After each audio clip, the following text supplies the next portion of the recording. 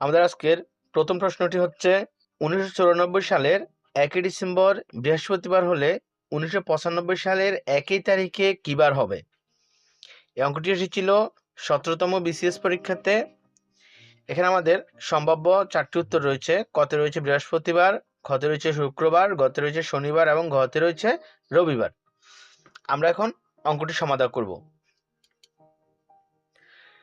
তো এই অঙ্কটি সমাধানের ক্ষেত্রে প্রথমত যে বিষয়টা আমাদেরকে মনে রাখতে হবে, যদি আমাদেরকে কোনো বছরের নির্দিষ্ট একটি তারিখ দিয়ে অন্য একটি তারিখ পর্যন্ত বা অন্য একটি তারিখে কি বার পড়বে, এই ধরনের প্রশ্ন যদি করা হয়, সেক্ষেত্রে আমরা সম্পূর্ণ সময়টাকে 7 দ্বারা ভাগ করতে হবে। 7 দিয়ে ভাগ করলে আমরা আমাদের কাঙ্ক্ষিত রেজাল্টটি পাবো। এখন প্রশ্ন হচ্ছে 7 দিয়ে কেন ভাগ করব? 7 দিয়ে ভাগ করব কারণ আমরা জানি যে আমাদের 1 সপ্তাহ সমান 7 দিন। যেই তারিখ থেকে হিসেব শুরু হবে, 7 দিয়ে ভাগ করলে প্রত্যেকবার ওই তারিখটা অর্থাৎ ওই দিনটি, ওই বারটি বারবার পড়বে। এখন এখানে প্রথম যে বিষয়টা আমাদেরকে মনে রাখতে হবে সেটি হচ্ছে প্রথম সপ্তাহটি যখন হিসাব করব সেখানে 8 দিন হবে। এরপর আমরা যতবারই 7 দিয়ে ভাগ করব, আমাদের যেহেতু আমরা বৃহস্পতিবার থেকে হিসাব করতেছি, আমাদের বারবার বৃহস্পতিবার পড়বে। আমি বিষয়টা একটু অঙ্কের মাধ্যমে ক্লিয়ার করে দেখাচ্ছি। যেমন আমরা প্রথমত যদি আমাদের বৃহস্পতিবার থেকে যদি হিসাব শুরু করি, বৃহস্পতিবার, শুক্রবার, শনিবার, রবিবার, সোমবার, মঙ্গলবার, বুধবার, আবারও বৃহস্পতিবার। অর্থাৎ বৃহস্পতিবার থেকে বৃহস্পতিবার পর্যন্ত আমরা এখানে আমাদের কয়টি দিন হয় আমরা হিসেব করি, 1 2 3 4 5 6 7 8। অর্থাৎ এই বার থেকে হিসাব শুরু করব পরের সপ্তাহে, সেই বার পর্যন্ত আমাদের 8 দিন হবে। কিন্তু এরপর আমরা যতবার হিসাব করব, যেমন এই বৃহস্পতিবারের পর থেকে যখন আবার বৃহস্পতিবার, তখন আমার সেখানে 7 দিন হবে। প্রতিবার 7 দিন করে বাড়বে। নির্দিষ্ট সংখ্যক দিনের কথা বলা থাকবে, আমরা ওই দিনটাকে 7 দ্বারা ভাগ করে যেই বাকশেষটি পাবো, এখানে ভাগফল বিবেচ্য বিষয় নয়, যে বাকশেষটি পাবো ওই বাকশেষ থেকে আমরা একদিন, অর্থাৎ যেহেতু প্রথম সপ্তাহে আমাদের এখানে 8 দিন রয়েছে, ওই বাকশেষ থেকে আমরা একদিন বিয়োগ করে দিলেই আমরা আমাদের নির্দিষ্ট দিনটি পেয়ে যাব। তাহলে এখানে আমাদের বলা হয়েছে 1994 সালের 1 ডিসেম্বর বৃহস্পতিবার হলে 1995 সালের 1 তারিখে, অর্থাৎ 1 ডিসেম্বর তারিখে কি বার হবে। আমরা এখানে একটা কথা সহজেই বুঝতে পারি, যেই দিন থেকে হিসাব শুরু হয়, আমরা যদি সাধারণত একটি বছরের হিসাব করি, সেটি হচ্ছে 1 জানুয়ারি থেকে 31 ডিসেম্বর পর্যন্ত আমাদের 365 দিন হয়, যদি সেটা লিপ ইয়ার বছর না হয়। লিপ ইয়ার বছর আমরা জানি, লিপ ইয়ার বছর আমাদের ফেব্রুয়ারি মাস একদিন বেশি থাকে, যার জন্য লিপ ইয়ার বছর হলে সেটি হয় 366 দিন।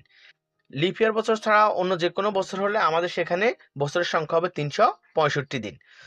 তো আমরা লিপ ইয়ারের সংজ্ঞা আমরা জানি, ওই সালটি যদি 4 দ্বারা বিভাজ্য হয়, অর্থাৎ 4 দ্বারা ভাগ করলে কোনো ভাগশেষ না থাকে, তাহলে সেটি হচ্ছে লিপ ইয়ার বছর।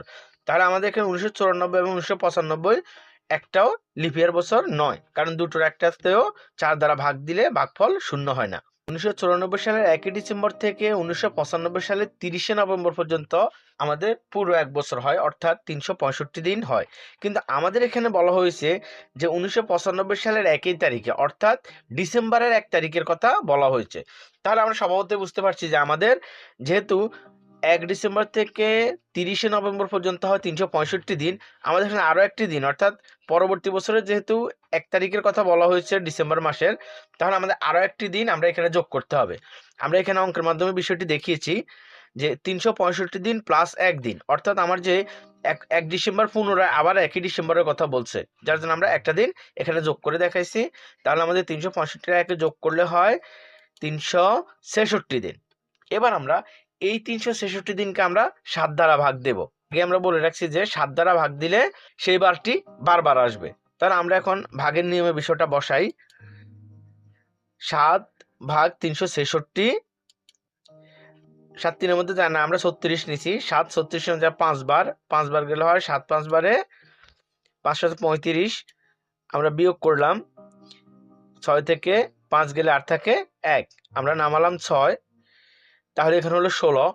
এবার আমার 7 দ্বারা 16কে ভাগ দিলে 7 16-এর মধ্যে যায় 2 বার, 2 বার গেলে হয় 7 2 বারে 14। আমরা বিয়োগ করলাম, বিয়োগ করে আমরা 6 থেকে 4 গেলে 8 থাকে 2। তাহলে আমরা দেখতে পাচ্ছি আমাদের বাকশেষ এখানে 2 রয়েছে, অর্থাৎ আমরা যদি বৃহস্পতিবার থেকে শুরু করি, বারটি গিয়ে দাঁড়াবে 2 দিন বেশি, অর্থাৎ বৃহস্পতিবার। কিন্তু আমরা প্রথমে একটি কথা বলে রাখছিলাম যে আমাদের প্রথম সপ্তাহে আমাদের 7 দিনের জায়গায় এখানে 8 দিন হিসাব হয়। তাহলে আমাদের যেহেতু এখানে একটি দিন বেশি, যতই পাবো আমরা, যেই সংখ্যাই পাবো তার থেকে আমরা 1 দিন বিয়োগ করতে হবে। তাহলে আমরা যেহেতু আমাদের হিসেবে আমরা পাই শনিবার, 1 দিন আমাদেরকে বিয়োগ করতে হবে। তাহলে শনিবার থেকে 1 দিন কমালে আমরা পাই শুক্রবার। তাহলে আমাদের সঠিক উত্তরটি হচ্ছে সমান শুক্রবার, অর্থাৎ আমাদের খ নাম্বার অ্যান্সারটি এখানে সঠিক, শুক্রবার। আরো একটি অঙ্কের মাধ্যমে বিষয়টি ক্লিয়ার করতেছি। আমরা আমাদের দ্বিতীয় অঙ্কটিতে যাই। দ্বিতীয় প্রশ্নটি হচ্ছে 2010 সালের 1 জানুয়ারি শুক্রবার হলে 31 ডিসেম্বর তারিখে কি বার হবে? এটি এসেছিল 30তম বিসিএস পরীক্ষাতে। এখানে আমাদের 4টি সম্ভাব্য উত্তর, কতে রয়েছে বৃহস্পতিবার, খতে রয়েছে শুক্রবার, গতে রয়েছে শনিবার, ঘতে রয়েছে রবিবার। আমরা এখন অঙ্কটি সমাধান করব। একইভাবে আমরা আগের অঙ্কটিতে যেভাবে বসাইছি আমরা সেইভাবে এই অঙ্কটিও করব।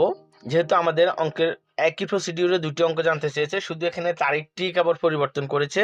আমাদের এখানে যত দিন রয়েছে দিনটাকে আমরা 7 দ্বারা ভাগ দেব, 7 দ্বারা ভাগ দেব। তবে প্রথম সপ্তাহে আমরা আগের অঙ্কটিতে যেভাবে দেখাইছি সেটি আমরা এখানে আবারও দেখাচ্ছি। তাহলে শুক্রবার থেকে আরেক শুক্রবার আমার এখানে হয় 8 দিন, 1 2 3 4 5 6 7 8। শুক্রবার থেকে শুক্রবার আমার এখানে আসে 8 দিন। আমি 7 দ্বারা ভাগ দিলে ঠিক একইভাবে আমি যে বাক্সেস পাবো, বাক্সেস থেকে আমি 1 দিনকে বিয়োগ করে দেব। বাক্সের যত হবে সেই সংখ্যাটির সাথে মিল রেখে আমরা 1 বিয়োগ করব। আমরা অঙ্কের নিয়মে বিষয়টি দেখাচ্ছি। যেহেতু প্রথমে আমাদেরকে দিনটি নির্ণয় করে নিতে হবে। 2010 সালের 1 জানুয়ারির কথা বলা হয়েছে, আবার 31 ডিসেম্বরের কথা বলা হয়েছে।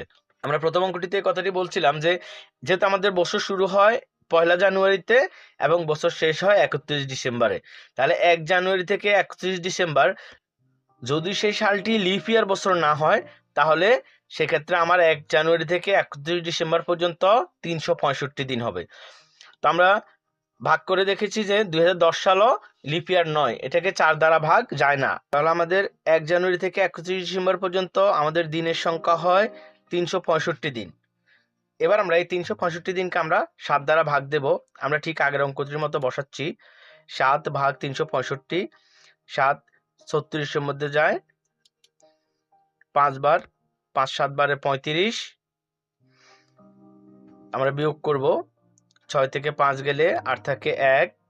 একইভাবে আমরা এখানে 5 নামাবো, 15, 7 15-এর মধ্যে যায় 2 বার, 2 বার গেলে হয় 7 2 বারে 14।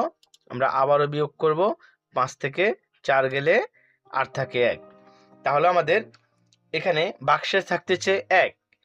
আমরা আগের অঙ্কটিতে আমাদের বাক্সেস ছিল 2, যার জন্য আমরা প্রথমে 2 ঘর হিসেব করেছি, অর্থাৎ আমরা বৃহস্পতিবার থেকে শুক্রবার শনিবার হিসেব করেছি। এখানে আমাদের বাক্সেস থাকলো 1। তাহলে আমাদের দেয়া আছে শুক্রবার, শুক্রবার থেকে বাক্সেস 1 হলে আমরা হিসেব করব শুক্রবারে আর 1 দিন বাড়লে সেটি হচ্ছে শনিবার।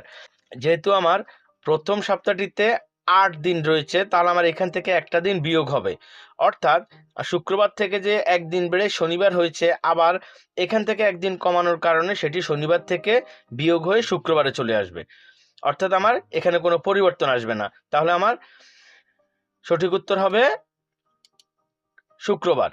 খ নাম্বার অ্যান্সারটি সঠিক, শুক্রবার।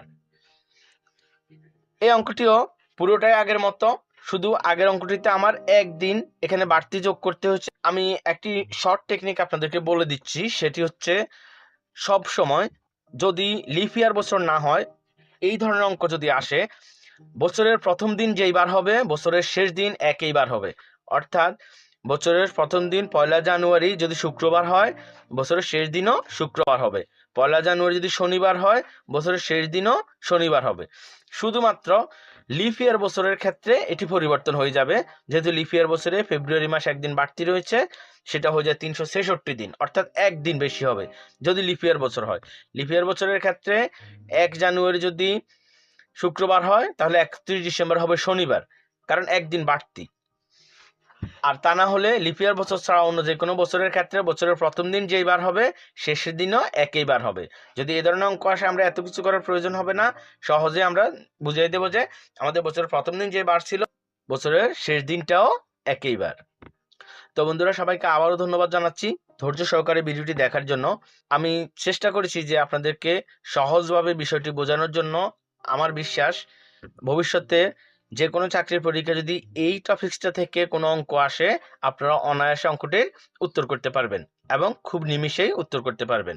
তো ভিডিও শেষে সবাইকে একটি অনুরোধ, যদি আপনারা মনে করেন যে এই চ্যানেলটি আপনাদের চাকরি পাওয়া বা মেধা উন্নয়নের ক্ষেত্রে কোনো গুরুত্বপূর্ণ ভূমিকা পালন করবে তাহলে অবশ্যই চ্যানেলটিকে সাবস্ক্রাইব করবেন এবং তার পাশে থাকা ছোট্ট বেল আইকনটি অল করে দেবেন, যেন আমাদের ভবিষ্যতের প্রত্যেকটি ভিডিওর নোটিফিকেশন সবার আগে আপনার কাছে গিয়ে পৌঁছায়। ধন্যবাদ।